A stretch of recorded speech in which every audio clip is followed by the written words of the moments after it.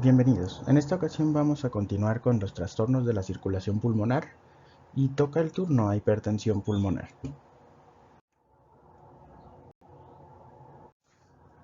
La hipertensión pulmonar es un trastorno caracterizado por la elevación de la presión en la circulación arterial pulmonar. Esta circulación arterial pulmonar normalmente es un sistema de baja presión, ya que no tiene la función de llevar la sangre a los tejidos.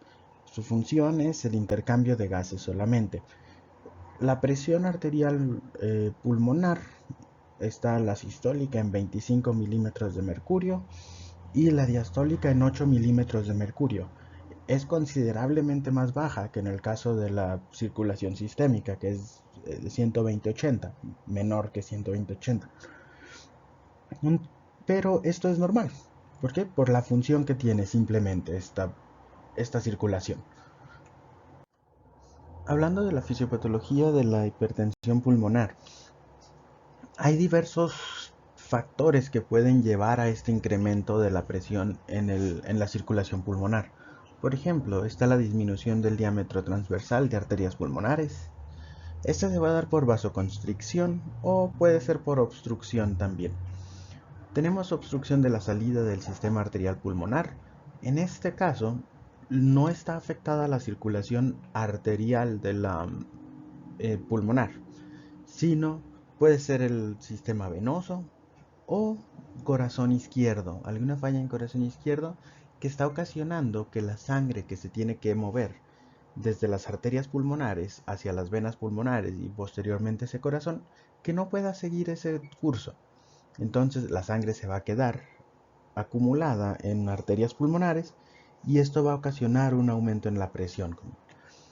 Por último, tenemos algunos otros procesos que van a llevar a una pérdida de vasos sanguíneos, puede ser por cicatrización o destrucción, como es el caso de EPOC, el asma crónica mal controlada, o pudieran ser algunas otras enfermedades intersticiales. Aquí cabe mencionar que es diferente hablar de hipertensión arterial pulmonar e hipertensión pulmonar. Vamos a ver un poquito la diferencia entre estas más adelante. Hablando de la clasificación de la hipertensión pulmonar, esta se va a clasificar en 5 grupos dependiendo de su causa. En el grupo 1 vamos a tener la hipertensión pulmonar, que es por causa de hipertensión arterial pulmonar o cuando son idiopáticas. En el grupo 2 tenemos la hipertensión venosa pulmonar. En el grupo 3, hipertensión pulmonar relacionada con hipoxemia. En el grupo 4, hipertensión pulmonar debido a enfermedad trombótica o embólica, como es el caso de la tromboembolia pulmonar. Y en el grupo 5, otros trastornos que pueden causar hipertensión arterial pulmonar. Ahora, el término hipertensión arterial pulmonar es usado para describir un tipo de hipertensión pulmonar que tiene su origen en las arterias pulmonares. Esta es la diferencia entre una y otra. La hipertensión arterial pulmonar es la que el problema o el proceso fisiopatológico está localizado en arterias pulmonares. Bien, esta se va a caracterizar por hipertrofia del músculo liso vascular, anomalías de la coagulación, fibrosis de la íntima media, y esto nos va a llevar a una obliteración u obstrucción de arterias y arteriolas pulmonares. El incremento en la presión arterial pulmonar produce insuficiencia cardíaca derecha progresiva y bajo gasto cardíaco que va a llevar a muerte en caso de no ser tratada.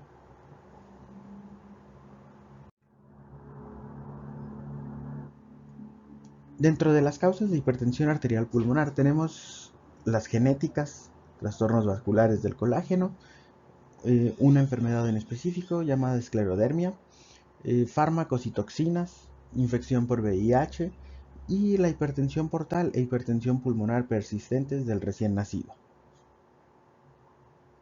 Este es un mecanismo, el primero de ellos, la hipertensión portal, por ejemplo, por la cual una enfermedad hepática puede ocasionar enfermedad en pulmones, ¿no? Precisamente hipertensión arterial pulmonar. Las manifestaciones clínicas de la hipertensión arterial pulmonar están dadas precisamente por esa elevación de la presión. Se va a manifestar como dificultad respiratoria, disminución de la tolerancia al ejercicio, insuficiencia cardíaca derecha con edema periférico y limitaciones funcionales. La dificultad respiratoria, ¿por qué se va a presentar? Bueno, esa se va a presentar porque vamos a afectar la perfusión, en este caso. La ventilación se va a dar de manera normal, pero si a esos alvéolos no llega sangre suficiente, a final de cuentas el intercambio de gases no se da y se presenta la dificultad respiratoria. La disminución de la tolerancia al ejercicio se va a dar precisamente por esa falta de intercambio de gases. Y la insuficiencia cardíaca derecha con edema periférico. Esta es un poquito más compleja. Esta se va a dar cuando la presión de ese sistema arterial pulmonar, es decir, la circulación pulmonar, cuando su presión es más alta, el corazón derecho debe poner una mayor fuerza para poder expulsar esa sangre. Habíamos hablado ya acerca de esto, de cómo el corazón derecho no tiene la misma capacidad que el corazón izquierdo de adaptarse a estos cambios en presiones. En caso de la hipertensión arterial sistémica, por ejemplo, el aumento en la presión aórtica, el corazón izquierdo, el ventrículo en específico, aumenta su fuerza de contracción y logra vencer esa presión de salida hacia la aorta, y este es un mecanismo adaptativo. Este mecanismo lo va a poder mantener por un tiempo y después si pudiera presentar falla cardíaca izquierda. Pero el corazón derecho no tiene esa capacidad. Si aumenta la presión en las arterias pulmonares, anatómicamente el ventrículo izquierdo tiene una masa de miocardio más abundante, es una masa más gruesa de miocardio en comparación con el corazón o con el ventrículo derecho. Entonces, ¿qué pasa aquí? Bueno, esa diferencia en masa muscular también ocasiona que el ventrículo derecho no tenga esa capacidad de adaptación. Es decir, aumenta la presión en las arterias pulmonares y el ventrículo derecho no puede aumentar su fuerza lo suficiente. Entonces, esto nos va a llevar al primer punto. Una dificultad en la perfusión que lleva a una dificultad respiratoria y una disminución en la tolerancia al ejercicio, que son precisamente esas limitaciones funcionales que están más abajo. El edema periférico, ¿por qué se va a dar? Bueno, si el corazón derecho no puede expulsar esa sangre hacia la circulación pulmonar, se va a quedar en ventrículo derecho, va a causar congestión y la sangre que debería estar llegando de las venas, de las grandes venas hacia el corazón, hacia la aurícula derecha, se va a quedar estancada precisamente en ese circuito venoso y va a ocasionar el edema periférico. El diagnóstico de la hipertensión arterial pulmonar es un tipo de diagnóstico que se llama diagnóstico por exclusión. Este tipo de diagnósticos se hacen cuando se corrobora la ausencia de otros trastornos que pueden ocasionar esa sintomatología. Vamos a ver un poquito más adelante qué trastornos hay que descartar antes de poder decir que es hipertensión arterial pulmonar. La presión arterial pulmonar en estos pacientes es por lo general mayor de 25 milímetros de mercurio en reposo y mayor a 30 milímetros de mercurio en el ejercicio. Bien, dentro de las causas secundarias de hipertensión pulmonar que hay que descartar antes de dar el diagnóstico de hipertensión arterial pulmonar, se encuentran las relacionadas a la hipoxemia, por ejemplo, EPOC, enfermedades pulmonares intersticiales o alteraciones relacionadas con el sueño. Tenemos otras asociadas a resistencia incrementada del drenaje venoso pulmonar. Aquí, como ven, está el problema en drenaje venoso, es decir, puede ser corazón izquierdo o las venas pulmonares. Aquí tenemos la disfunción diastólica izquierda, trastornos valvulares, mitrales o aórticos, o la tromboembolia crónica.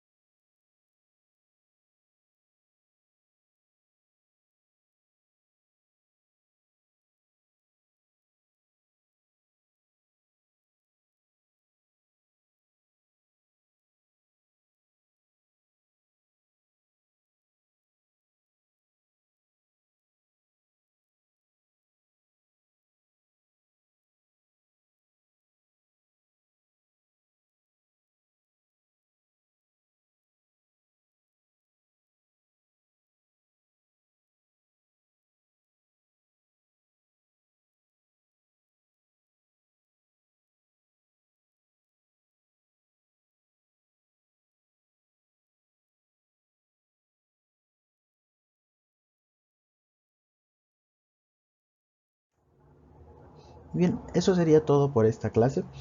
Si tienen alguna duda, ya saben, voy a dejar un documento abierto para que puedan ponerlas en Drive y yo las contesto lo más rápido que pueda.